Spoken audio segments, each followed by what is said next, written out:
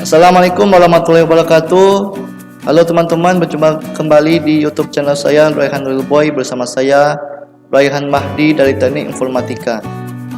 Dan sekarang saatnya kita akan membahas mengenai soal ujian tengah semester untuk mata kuliah Sistem Operasi, di mana yang akan dibahas pada UTS ini adalah soal nomor 3 sampai dengan nomor 5. Untuk pembahasan lebih lengkapnya, mari kita membahas satu persatu secara lebih mendetail. Sebelum kita mulai, saya ingatkan buat teman-teman untuk selalu subscribe di YouTube channel saya Raihan Boy serta memberikan like dan komentar yang positif. Baik, selamat menyaksikan teman-teman. Kita masuk ke soal nomor 3. Untuk soal UTS nomor 3, jelaskanlah apa yang dimaksud dengan deadlock dan jelaskan 4 kondisi yang dapat digunakan untuk mencegah terjadinya deadlock. Nah, yang pertama yang harus kita ketahui adalah definisi dari deadlock tersendiri, yaitu pengertian deadlock. Deadlock itu dalam arti sebenarnya adalah jalan buntu atau kebuntuan, ya. Kebuntuan yang dimaksud dalam sistem operasi adalah kebuntuan proses, artinya tidak ada proses yang tersedia. Jadi deadlock ialah suatu kondisi di mana proses tidak berjalan lagi ataupun tidak ada komunikasi lagi antar sesama proses. Deadlock disebabkan karena proses yang satu menunggu sumber daya yang sedang dipegang oleh proses lain yang sedang menunggu sumber daya yang dipegang oleh proses tersebut. Dengan kata lain, deadlock dapat terjadi ketika proses menunggu resource untuk melakukan satu kejadian tertentu yang tidak akan pernah terjadi. Syarat terjadinya deadlock. Nah, deadlock ini dapat terjadi apabila ditandai dengan 4 syarat berikut. Adapun sebab-sebab terjadinya deadlock itu, yang pertama, mutual exclusion condition, di mana sumber daya yang harus diberikan hanya pada satu proses saja. Yang kedua, hold and wait condition, proses yang sedang memegang sumber daya sedang menunggu sumber daya yang baru. Yang ketiga, non-preemption condition, sumber daya yang diberikan sebelumnya tidak dapat diambil paksa dari proses yang sedang menggenggamnya, harus terlebih dahulu dilepaskan oleh proses yang menggenggamnya. Dan yang keempat, circular wait condition, harus terdapat rantai sirkular dari 2 proses atau lebih, dan masing-masing proses menunggu sumber daya yang digenggam oleh proses berikutnya.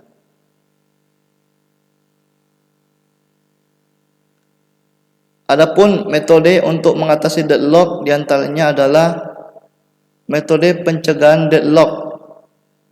Yang pertama, ya, deadlock prevention, yaitu meniadakan mutual exclusion, di mana kondisi ini melakukan spooling perangkat-perangkat yang harus didedikasikan ke suatu proses.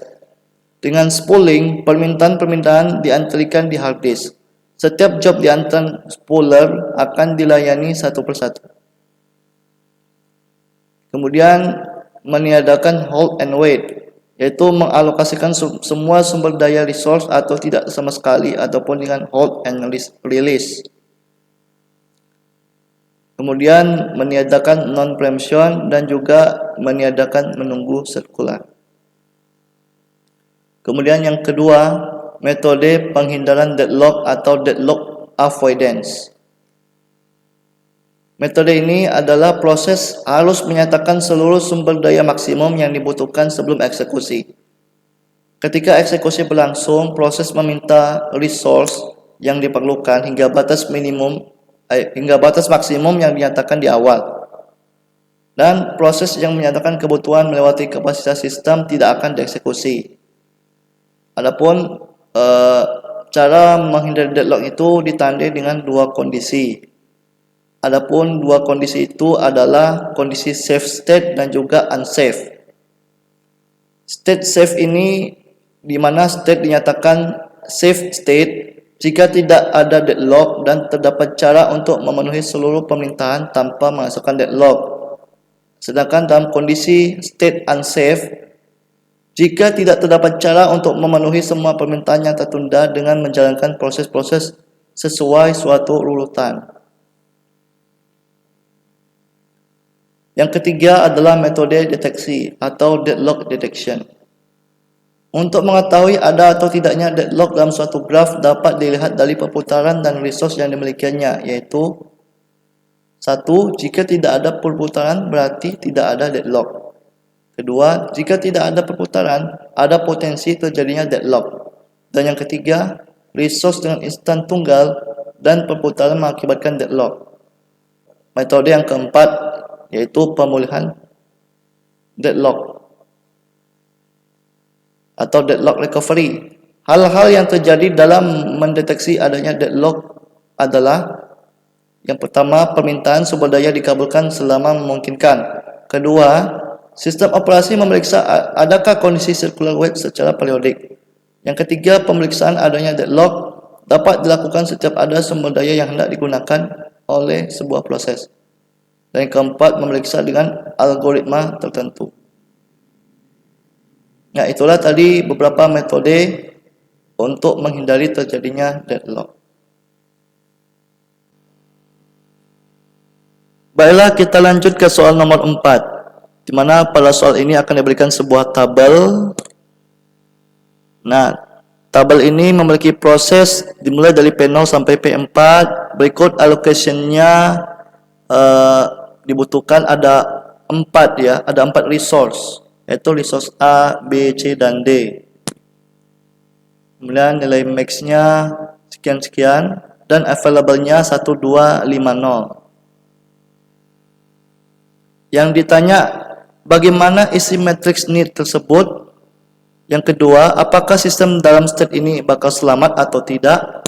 Dan yang ketiga, jika proses P1 ini meminta resource sebanyak 0,541, dapatkah permintaan dipenuhi? Nah, kita akan bahas dimulai dari yang pertama dulu, isi matrix need-nya. Nah, cara menghitung need-nya itu adalah dengan mengurangi nilai max dengan allocation ya. Berarti nilai need sama dengan max dikurang allocation.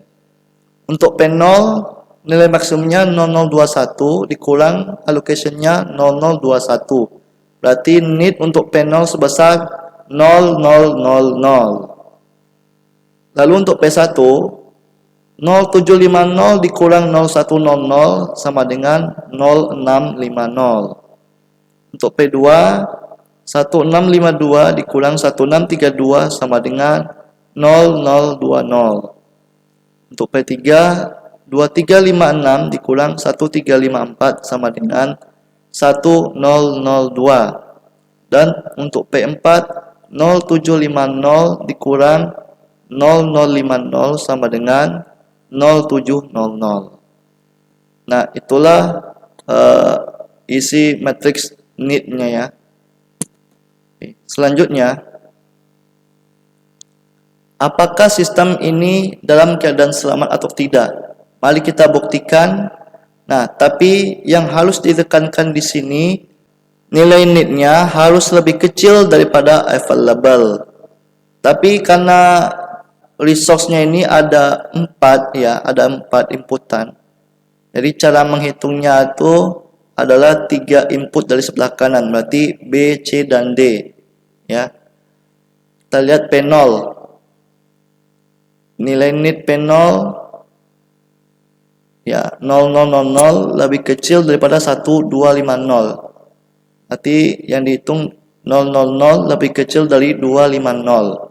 Berarti ini bisa ya. Maka P0 dibuat eksekusi allocation available yang baru. Available yang baru yaitu available ditambah allocation. 1250 ditambah 0021 sama dengan 1271. Lanjut P1 nilainya 0650 lebih kecil daripada 1271. Tidak ya, karena nilainya 650 lebih kecil, lebih besar ini ya daripada 271. Berarti P1 tidak bisa dieksekusi. Lanjut P2. P2 0020 lebih kecil daripada 1271. Berarti 020 lebih kecil ya. Sehingga P2 dieksekusi. 1271 ditambah 1632 sama dengan 28103. Lanjut P3. 1002 lebih kecil daripada 2813. P3 langsung dieksekusi. Available-nya 2813 ditambah 1354 sama dengan 3, 11, 15, 7. Untuk P4, 0700 lebih kecil daripada 3, 11, 15, 7. Berarti P4 bisa dieksekusi. 3, 11, 15, 7 ditambah 0050 sama dengan 3, 11, 27. Nah, kita cek lagi P1 karena P1 gagal dijalankan. 650 lebih kecil daripada 311 27. Berarti jawabannya true, benar ya. Langsung dieksekusi P1. 311 27 ditambah 0100 sama dengan 3 12 27. Jadi urutan eksekusi dimulai dari P0, kemudian P2, P3, P4 dan P1. Jadi sistem pada algoritma ini dinyatakan selamat alias telah memenuhi kriteria safety state ya. Nah, lanjut untuk kasus berikutnya, apabila P1 meminta resource sebanyak 0541, dapatkah ia memenuhi permintaan dari algoritmanya, sistemnya itu? Nah, kita cek dulu. Syarat yang harus terpenuhi itu adalah nilai request harus lebih kecil daripada need. Nah, kita buktikan.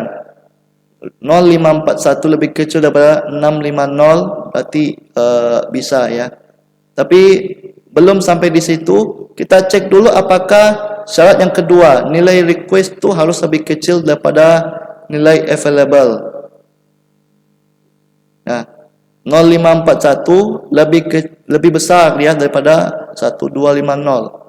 541 lebih besar daripada 250, berarti ini tidak bisa ya, gagal. Berarti karena salah satu ini syaratnya tidak terpenuhi, maka yang bersangkutan juga tidak terpenuhi syaratnya ya, karena terkendala di available-nya ini. Baik, kita lanjut ke soal yang kelima. Soal yang kelima membahas tentang algoritma SJF ya, shortest job. Ada 4 buah proses yang datang berurutan. Hitunglah waiting time rata-rata dan turnaround time dari keempat proses tersebut dengan menggunakan algoritma SJF, baik itu non-preemptive ataupun preemptive. Nah, diberikan sebuah tabel, ada P1, P2, P3, dan P4, di mana P1 ini arrival time-nya 0 dan burst time-nya 7. Sedangkan P2 arrival time-nya 2 dan burst time-nya 4. Kemudian P3 nilai arrival time-nya 4 dan nilai burst time-nya 1. Sedangkan P4 nilai arrival time-nya 5 dan burst time-nya ada 4. Yang pertama, kita membahas non-preemptive dulu. Kalau non-preemptive ini, apabila proses ini datang, langsung dia dieksekusi sampai habis. Kita cek ya. Nah, P1 masuk ke antrian pada waktu 0, berarti P1 sudah muncul. Nah, waktu burst time-nya sebanyak 7 waktu. Nah, diproses sampai waktu ke-7. Oh ya, untuk P2 masuk pada waktu yang kedua, P3 masuk waktu yang keempat, dan P4 masuk pada waktu yang ke-5. Nah, P1 diproses sampai waktu yang ke-7 dan selesai di situ. Setelah itu P2, P3 dan P4 langsung antri secara bersamaan. Nah, karena algoritma SCF ini nilai yang kecil yang dijalankan duluan ya. Berarti P3 ini nilai burst time-nya lebih kecil, yaitu 1. Maka P3 lah yang dijalankan terlebih dahulu daripada proses yang lain. Nah, P3 cuma ada satu waktu saja, sampai waktu yang ke-8, sisanya adalah P2 dan P4. Oh ya, P2 dan P4 ini sama-sama memiliki burst time-nya ada 4. Karena P2 ini yang datang duluan, maka P2 lah yang dijalankan dulu sampai waktu ke-12. Sisanya P4. Selesai di waktu ke-16. Untuk waiting time-nya kita lihat. P0 langsung diproses ya, berarti tidak ada waktu tunggu. Untuk P2 dieksekusi pada waktu ke-8 dan antri pada waktu yang kedua. Berarti waktu tunggunya sebanyak 6 second. Untuk P3 dieksekusi pada waktu ke-7 dan masuk antrian pada waktu ke-4. Berarti waktu tunggunya ada 3. Untuk P4 dieksekusi pada waktu ke-12 dan masuk antrian pada waktu ke-5 sehingga waktu tunggunya ada 7. Jadi totalnya 6 tambah 3 tambah 7 sebesar 16 dibagi 4 sama dengan 4 satuan waktu atau second. Ini untuk non-preemptive. Lalu bagaimana dengan preemptive? Nah, kita lihat. Kalau non-preemptive ini apabila proses yang datang itu dieksekusi, maka proses yang dijalankan sebelumnya akan disimpan dulu ke dalam ready queue untuk kemudian dijalankan nanti setelah proses yang ini selesai. Oke, kita lihat. Nah, P1 masuk ke antrian pada waktu 0. Ya, burst time-nya ada 7. Lalu datang P2 di waktu yang kedua. Jadi P1 ini masuk ke ready queue dan menyisakan 5 proses lagi. Ya. Nah, P2 ini nilai burst time-nya lebih kecil ya. Jadi P2 tetap dijalankan. Jadi diingat kalau SCF ini nilai burst time kecil yang dijalankan duluan ya. Cuman kalau dia preemptive, yang proses sebelumnya akan disimpan terlebih dahulu. Oke, kita cek kembali. Nah, untuk P3, P2 dan P1 antri pada waktu yang keempat. P3 masuk pada waktu keempat, sementara P2 tadi menyimpan proses lagi ada 2 ya. Ada 2 proses lagi untuk P2 dan P1 ada 5 proses. Jadi P3 karena dia burst time-nya ada 1, maka P3 yang dijalankan dulu. Selesai pada waktu yang kelima. Setelah itu waktu yang kelima masuk P4. P4, P2 dan P1. Oh ya, karena P2 ini nilai burst time-nya ada 2, sedangkan P4 ini dan P1 ini lebih besar. Walaupun dia masuk ke antrian, maka P2 ini tetap kita jalankan karena nilai burst time-nya kecil. Ya. Jadi waktunya sampai di waktu yang ke-7. Setelah itu P4 dan P1. P4 nilai burst time-nya ada 4 dan P1 ada 5. Berarti P4 yang dijalankan dulu. Sampai waktu ke-11 sisanya adalah P1 sebanyak 5 proses. Dan selesai pada waktu ke-16. Kita lihat waktu tunggunya. Untuk P1 dia masuk antrian pada waktu 0 dan diproses 2 kali. Di waktu yang ke-11, oh iya, dan di waktu yang kedua. Karena P2 masuk lagi ke antrian ya, maka waktu tunggunya ada 9. P2 masuk ke antrian pada waktu yang keempat dan diproses pada waktu kelima. Jadi 5 dikurang 4 sama dengan 1. P3 karena dia cuma 1 proses, maka dia tidak ada waktu tunggu. Dan untuk P4 diproses pada waktu ke-7 sementara P4 masuk antrean pada waktu yang kelima. Jadi ada 2 proses saja. Dan kita jumlahkan totalnya ada 12 waktu tunggu. Kita bagi 4 sama dengan 3 satuan waktu atau second. Nah, begitulah cara menghitung algoritma SJF baik itu non-preemptive ataupun yang preemptive. Nah, demikianlah tadi materi pembahasan untuk soal ujian tengah semester mata kuliah sistem operasi. Nah, semoga apa yang saya sampaikan ini dapat bermanfaat buat teman-teman semua dan bisa menjadi bahan referensi buat Anda semua. Nah, jika teman-teman suka dengan video ini, jangan lupa memberikan like serta komen yang positif, dan also tetap subscribe YouTube channel saya, Royhan Boy. Saya Royhan Mahdi pamit undur diri. Kita jumpa lagi pada video-video selanjutnya. Assalamualaikum warahmatullahi wabarakatuh.